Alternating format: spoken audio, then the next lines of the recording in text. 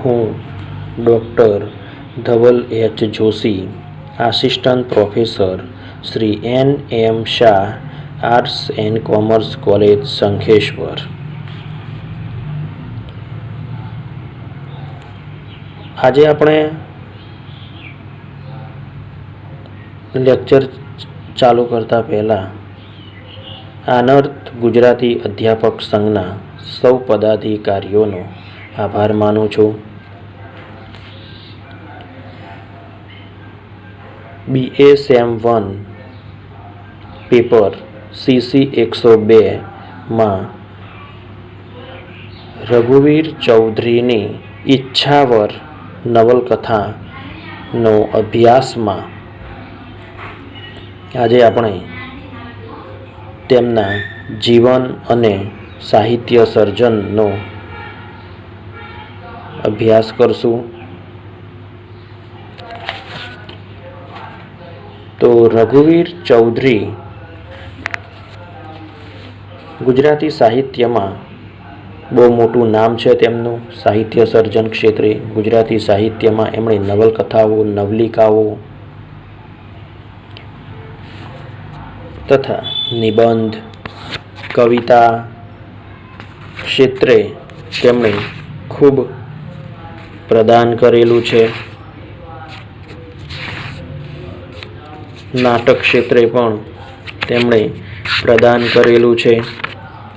તો આજે આપણે બહુમુખી પ્રતિભા સંપન્ન ધરાવતા સર્જક, વિવેચક રઘુવીર દલસિંહ ચૌધરીનો જન્મ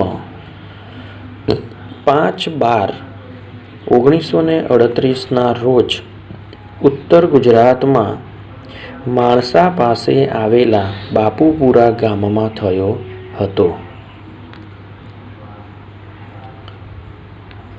તેમને ઉપનામ તરીકે વૈશાખનંદન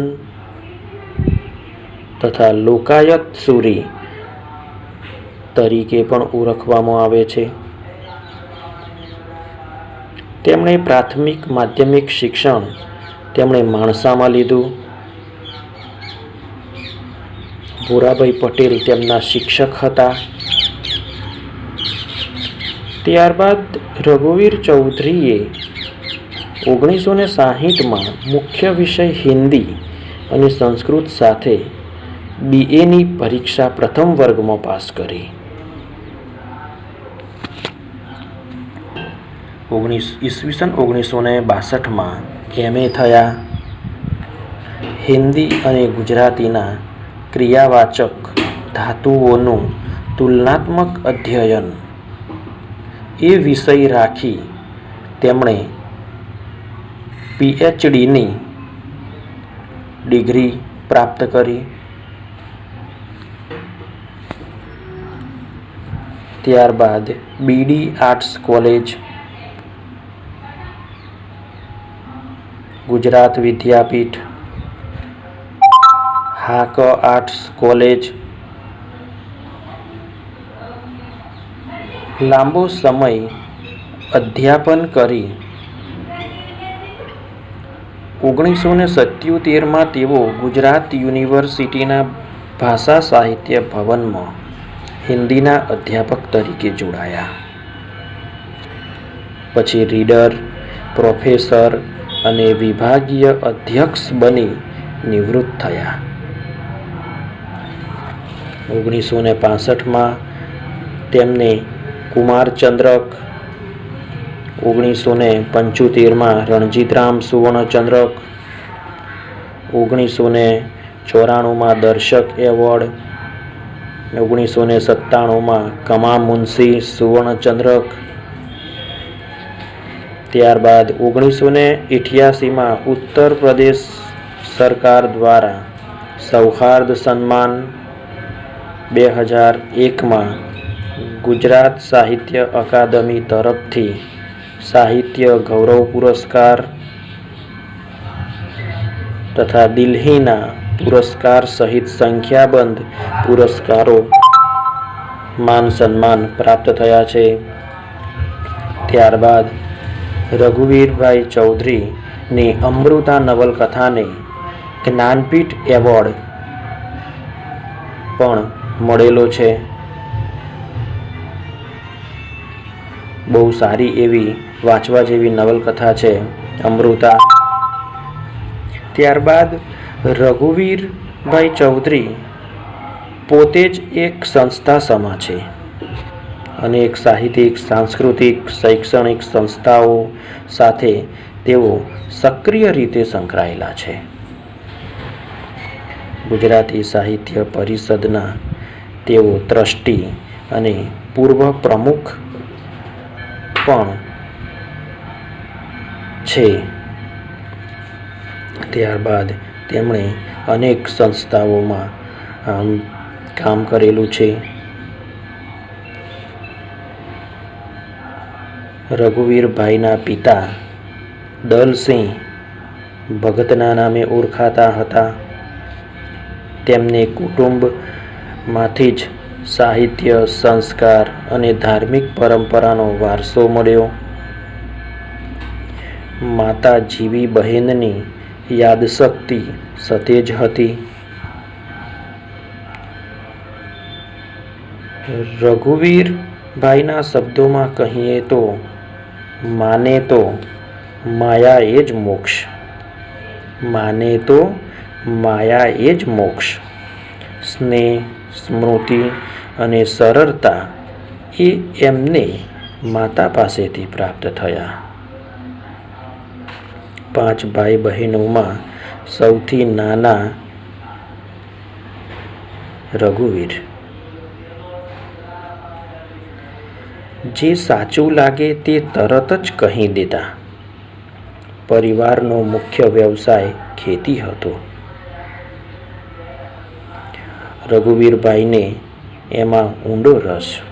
આજે ખેતીમાં જમીન હોય તો કોને રસ ન હોય. અને આપણો દેશ તો કેવો ખેતી પ્રધાન દેશ છે. અમદાવાદમાં સ્થાયી થયા પછી તેમણે ગામ, ખેતર સાથેનો સંબંધ પણ અકબંધ રાખ્યો. માધ્યમિક શિક્ષણ દરમિયાન સાહિત્ય પ્રેમી શિક્ષક ભોરાભાઈના સત્સંગમાં સાહિત્ય પ્રત્યેની અભિરુચિ પોસાઈ.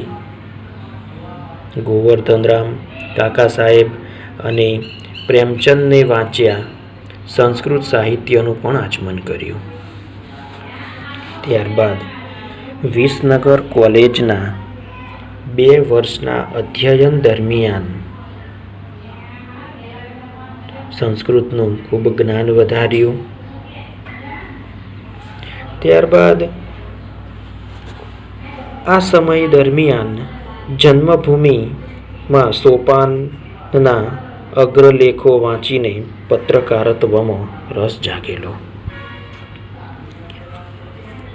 હવે આપણે રઘુવીર ચૌધરીનું સાહિત્ય સર્જન ક્ષેત્રે તેમનું કેવું પ્રદાન છે એ આપણે જોઈશું. રઘુવીરભાઈ ચૌધરીએ ગુજરાતી સાહિત્યમાં નવલકથાઓ નો પણ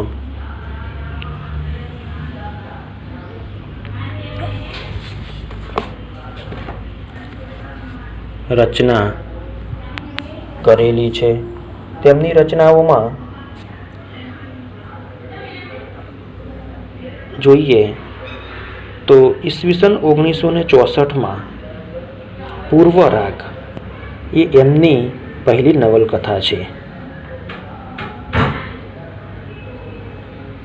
રઘુવીરભાઈ ચૌધરીએ નવલકથાકાર તરીકે સવિશેષ પ્રતિષ્ઠિત છે. એમણે નવલકથા સ્વરૂપની શક્યતાઓને સારી પેઠી તપાસી છે. એટલે જ એમની પાસેથી મોટી સંખ્યામાં અને વસ્તુ તથા રચના રીતિનું વૈવિધ્ય ધરાવતી કૃતિઓ મળી છે. ત્યારબાદ એમણે સમયાંતરે પરસ્પર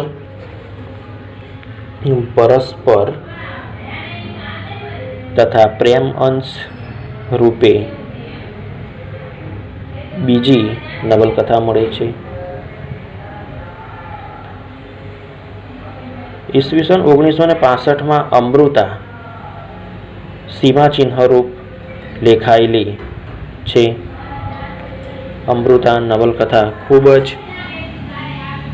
મૂલ્યવાન નવલકથા છે. આ નવલકથાને જ્ઞાનપીઠ એવોર્ડ પણ મળ્યો છે. ત્યારબાદ આવરણ 1966 તથા શ્રાવણી રાતે,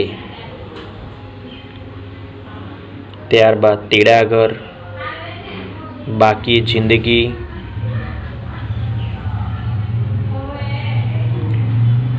વેણુવત્સલા, એકલવ્ય, પંચપુરાણ, વચલું ફર્યું, સહવાસ, અંતરવાસ, ઉપરવાસ, ત્યારબાદ લાગણી, ત્યારબાદ રુદ્ર મહાલય, મથુરા, દ્વારકા, ગોકુળ, ત્યારબાદ મનોરથ, ઈચ્છાવર 1987 રચાઈ, ત્યારબાદ અંતર અને લાવણ્ય વગેરે નવલકથાઓ રઘુવીરભાઈ ચૌધરી પાસેથી મળે છે. તેમણે કાવ્ય ક્ષેત્રે પણ પ્રદાન કરેલું છે. એમના તમસા અને વહેતા વૃક્ષ પવનમાં કાવ્ય સંગ્રહોમાં છાંદસ, અછાંદસ, ગીત, ગઝલ સ્વરૂપની રચનાઓ છે. ગદ્ય કાવ્યના સ્વરૂપમાં કવિની ઉત્તરોત્તર ગતિ થતી રહે છે. ગદ્ય લયના વિવિધ પ્રયોગો એમની બીજા સંગ્રહની રચનાઓમાં વિશેષ છે. નગર સંસ્કૃતિના વિકાસને કારણે થતો સાંસ્કૃતિક વિચ્છેદ, મનુષ્યની કેન્દ્રચ્યુત સ્થિતિ અને તરડાતામાં માનવ સંબંધોએ જન્માવેલી વેદના એ એમની કવિતાનું પ્રમુખ કથ્ય છે. એમાં સંવેદન અને ચિંતનનું રસાયણ છે, તો કલ્પના પ્રતીકનું સુગ્રંથિત સંયોજન, ઐતિહાસિક સંદર્ભોનો વિનિયોગ અને નૂતન અલંકાર વિધાન આદિથી નિપજતું સૌંદર્ય મંડન પણ છે. આમ તેમણે કવિતા ક્ષેત્રે પણ પ્રદાન કરેલું છે. ત્યારબાદ તેમણે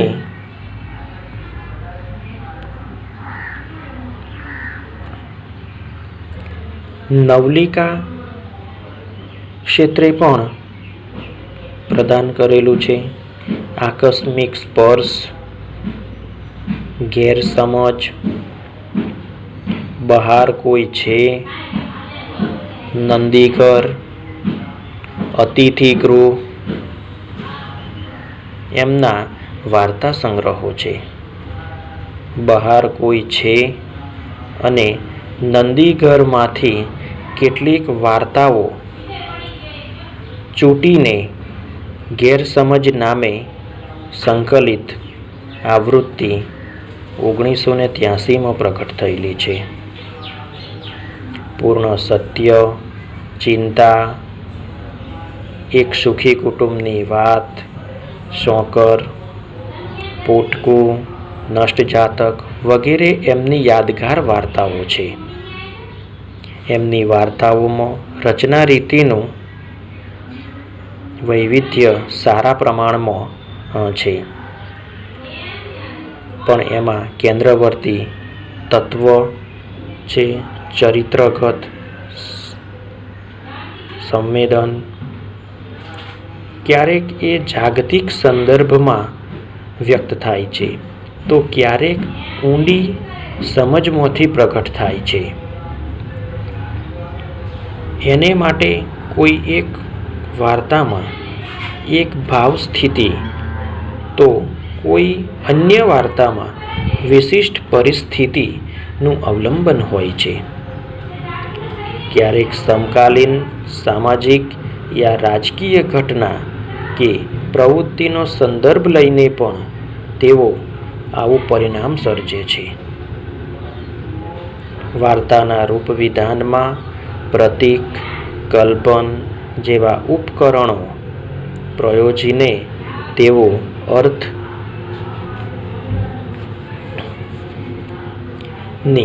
શક્યતાઓને વિસ્તરે છે.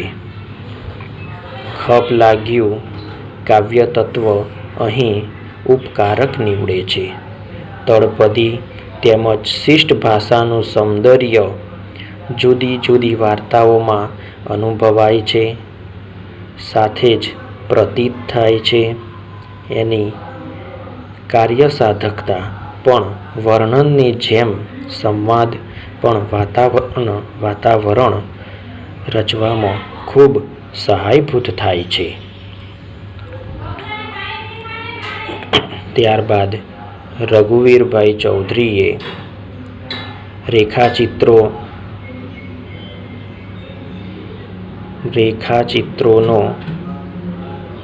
રેખાચિત્રના કયા કયા સંગ્રહો અહીંયા છે એ પણ આપણે જોઈએ. સહરાની ભવ્યતા. આ તસવીરમાં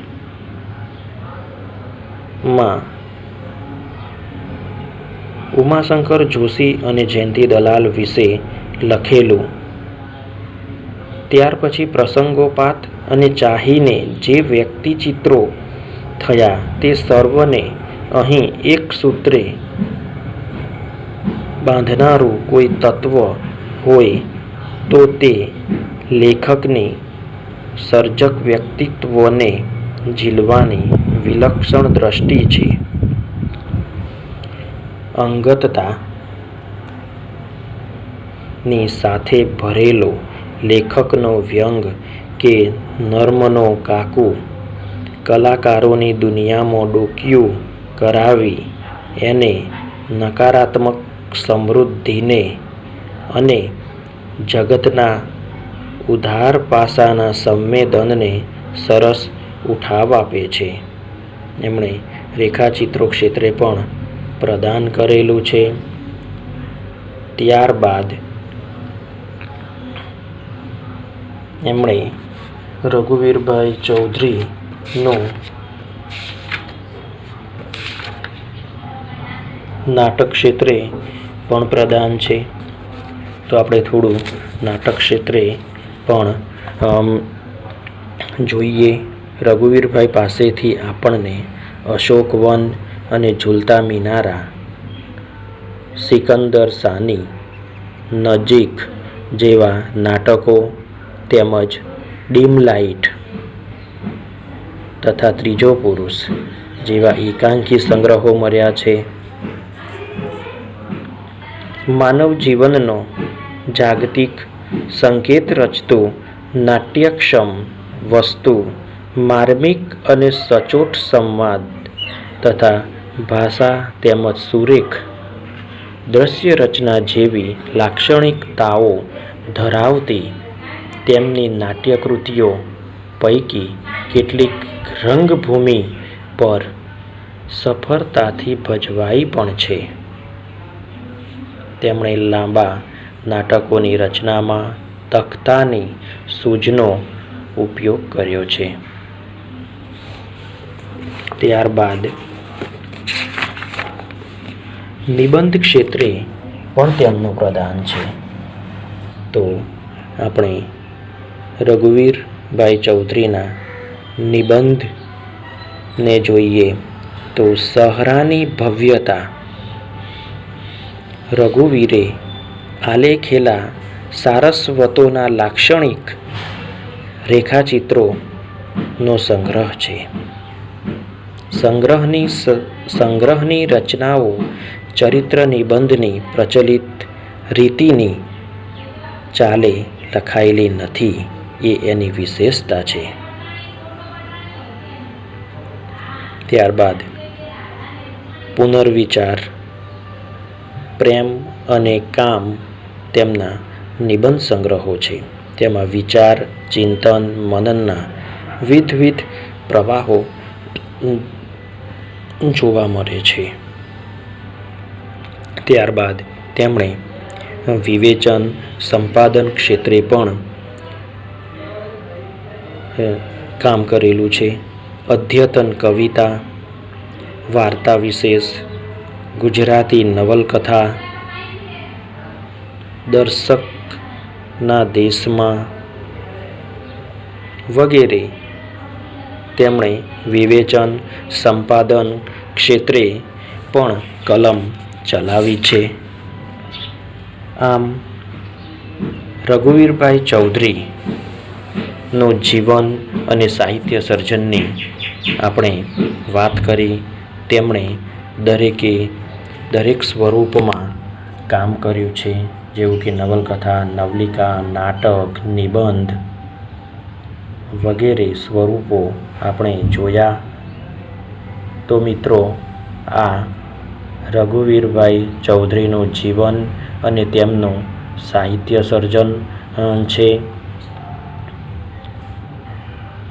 આ મારો પહેલો પ્રયાસ છે. આપ સૌએ ખૂબ શાંતિથી સાંભળશો. કોઈ ક્ષતિ હોય તો મને જણાવજો, એવી તમારી જોડેથી હું માંગણી કરું છું. અસ્તુ.